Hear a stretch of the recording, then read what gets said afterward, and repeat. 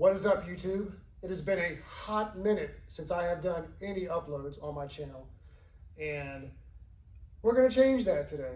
Since the last time I did a video about anything, I've kind of gone down the wormhole of playing with old NASCAR race cars, and I've bought several, which we will go through and do a video on each car, do a history of the car, how I acquired the car, and either what I am presently doing with it or what we are going to do with it. So today, this particular car is the subject of today's video.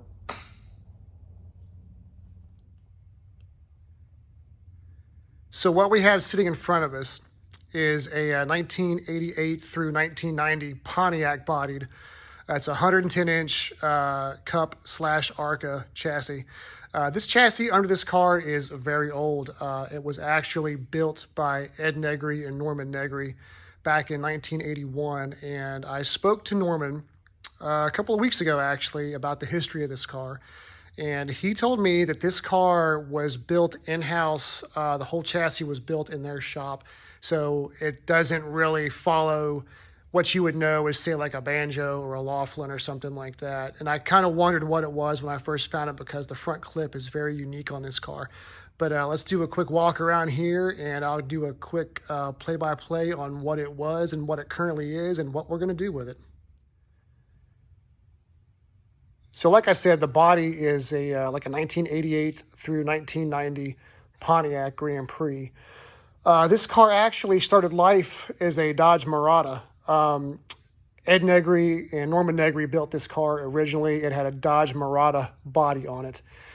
And what Norman was telling me was this car ran first. Buddy Arrington drove this car in Nashville, and Dave Marcus drove this car. And I need to go back through like Racing Reference to find out exactly what the race was that Marcus drove this car. But it was a blue, like a blue and silver Dodge Murata. It originally had a blue interior also.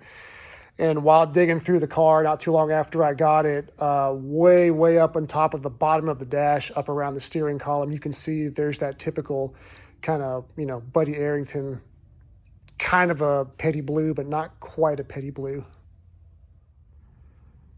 The funny thing is, when this car first popped up for sale, nobody really knew anything about it. All I knew is it was, a 110-inch Pontiac, which is basically all I'm looking for these days. And it was last owned by ARCA driver Brad Smith, and the car stayed in his care, from my knowledge, from like the early 90s all the way up until I purchased it late last year. Not knowing the history on it, when I got all the way up to Michigan to get the car picked up, he informed me that the car, when he purchased it, was used as the villain car that Terk drove in Six Pack. And when Terk drove the car in Six Pack, anyone that's seen the movie, it was a red and black Dodge Murata. And I've spoken to another guy that had something to do with the filming of the movie, and he told me that there was two villain cars. There was like a what they call a star car, and then there was like an action car that they drove, and this was the action car. So if you're watching the movie, if you've seen the movie, towards the end of it, there's this like long, dramatic, drawn-out scene of the kids being whisked away by the police at Atlanta Motor Speedway.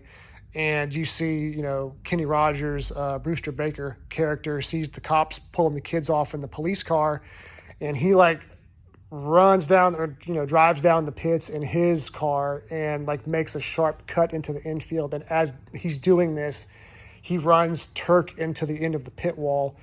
And if you look real close, it's kind of obvious when it happens. The front left corner of the car got destroyed pretty good. And Brad told me that when they picked the car up, it still had the damage from filming the movie. And he took the car and took it back to Norman Negri, and they cut the damaged Dodge body off of it, and they hung the present Pontiac that you see now. And the paint on this car, if you look real close, it's got some boo-boos around the back of it. But this car, as it's painted now, was last painted in like 1992 or 1993. So I've done what I can to preserve it the way it was versus stripping it and repainting it. And I love it. I struggled with cloning somebody else's car, like a Neil Bonnet Valvoline car or a JD McDuffie car, and I just didn't really know what to do with it. And ultimately, I decided, it's kind of got that Dale Earnhardt Goodwrench paint scheme going on, so let's kind of run with that and see what we can come up with. So I struggled for a while trying to make up my mind on what I wanted to do with this car as far as like a livery and figure out what I wanted it to look like. And like I just said, that it had the Dale Earnhardt look going on. It looks cool the way it is, and there's really no reason to undo, its history and how it, looks. So my thought was, well, it kind of has that Dale Earnhardt look. And everybody's a Dale Earnhardt fan. And I'm also a huge Rusty Wallace fan, and kind of particularly more to his Blue Max era stuff. So being that I already have a couple of Blue Max cars and I wanted to kind of keep that theme going, I was like, well, let's go with the Goodwrench color scheme. Let's go with the Rusty Wallace, numbers. You got the Blue Max 27. And I love the font of the Kodiak car, so I kind of kept that Kodiak 27 look. And I came up with since I already have a Miller Genuine Draft car, I was like, well, I've got a logo for my shop that kind of mimics the font of the Miller look. So let's do my shop name sponsor on the car in the Miller scheme with the Kodiak numbers painted like a Dale Earnhardt car. And it sounds wild when you try to explain that to somebody, but now that the car is basically sitting here and all of the decals are basically how I want it, that thing looks incredible. I absolutely love it, and everybody that's seen the car absolutely loves it.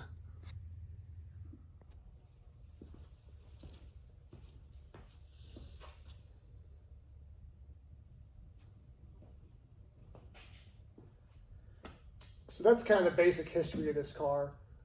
I have got a dry sump Dart 434 to run in this thing.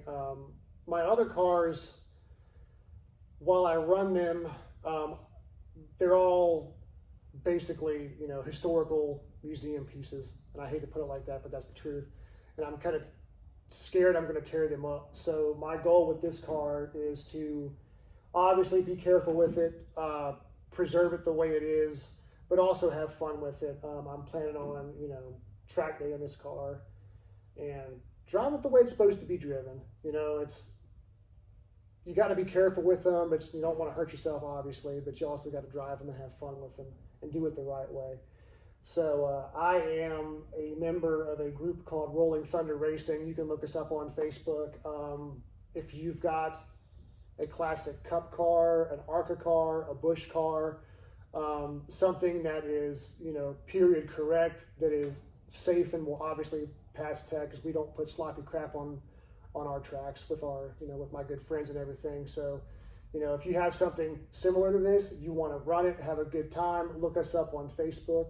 And also, my good buddy Dale Stetz did all of the graphics on this car for me. Me and him collaborated on how we wanted this thing to look, and he laid this thing out perfect. I love it. He owns Upstate Awards and More over in Hickory Tavern, South Carolina. So if you're looking to have some graphics done on a race car, look him up on Facebook. I will try to put a link in the description down below. So he'll hook you up, tell him I sent you.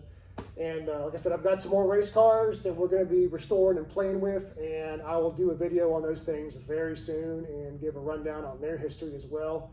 I got some pretty cool stuff, and I got one of them that's a very, very special car. Actually, both of them are. The other two cars that I haven't even talked about yet are both in their own right very, very special cars. And I knew what one of them was when I bought the car, and the other one I had was like this car. I had no clue what it was. It was just an old Pontiac Cup car, and after I got the car home and I spoke to the original builder of the car, he informed me on everything.